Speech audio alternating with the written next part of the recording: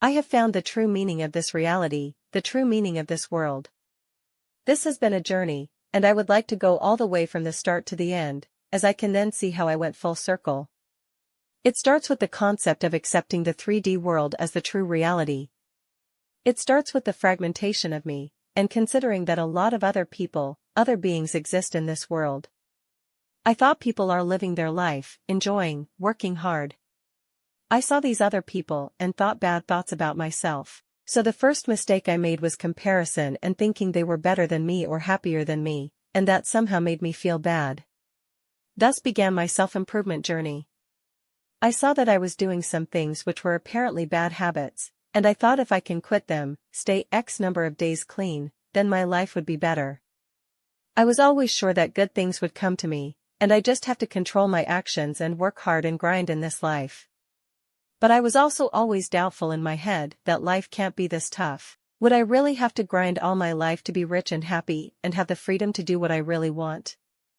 Along with my self-improvement journey where I was trying to quit bad habits daily, and failing a lot of negative self-talk started happening. This was in 2 parts. The first one was where I solidified this concept in my head: if I can just get this, then I'll be happy. If I am in this situation, then I'll be happy.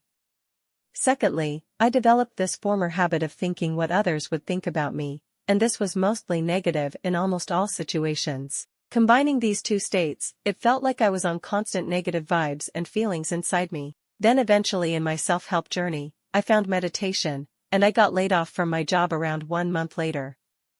I was still on the constant negative self-talk, which is why I was addicted to my vices, as they gave me an escape from the negative voice in my head.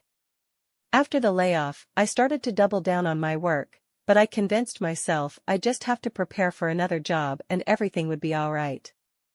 But I was still in the cycle of I have to quit this, then I'll be better in life. Meditation really started helping me control my thoughts, and I was seeing some progress, but I still hadn't found the main answer. I started trying to explain to my mom how to do all this, as I was seeing her in a very negative fashion, with a lot of issues. I eventually got my job back, but 1 week later, I broke my left hand in an accident.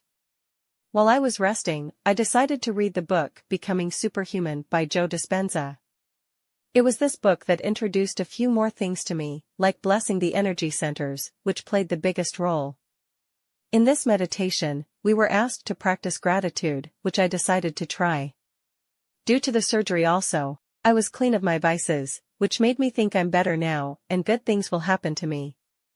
Surprisingly, after practicing gratitude, I really started to feel good about myself and enjoy my life, but the main point was still missing. In some time, I wanted a new job so that my parents could be happy and I could as well, so I found Neville Goddard and got introduced to manifestation.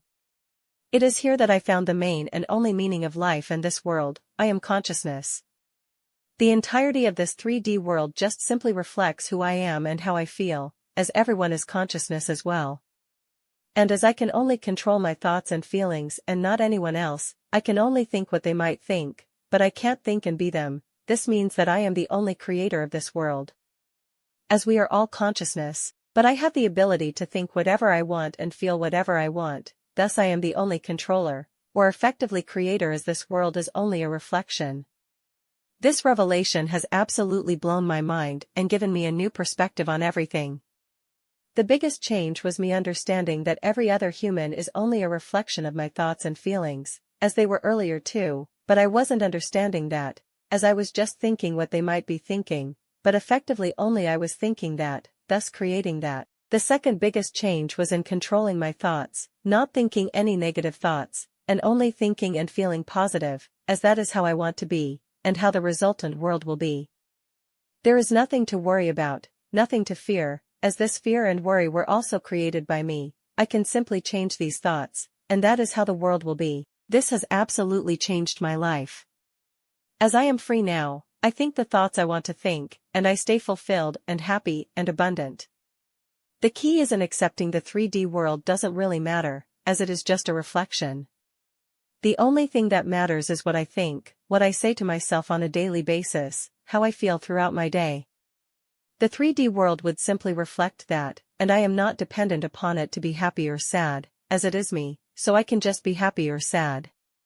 It doesn't matter what anyone else thinks or says, as ultimately I have the freedom to think what I want, and be how I want to be.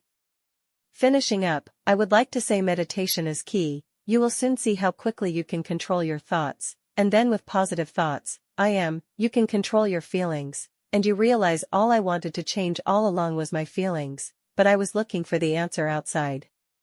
I was the one thinking negatively, but now I control that and enjoy life. You control your thoughts, all the rules you are placing upon yourself. Instead, just try to think positively, and just try it out. Forget the outside, go inside. Just control your thoughts. You realize how simple life is. It's all just love. I love you all, for you all are me, and I thank you all for guiding me. I have changed my entire life by realizing this truth, and I wish you the best.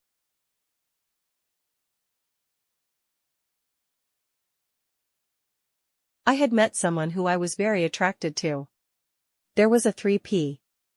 I had talked to this SP a few times and they were cordial, but at times, a bit standoffish in their humor, and sometimes a bit defensive.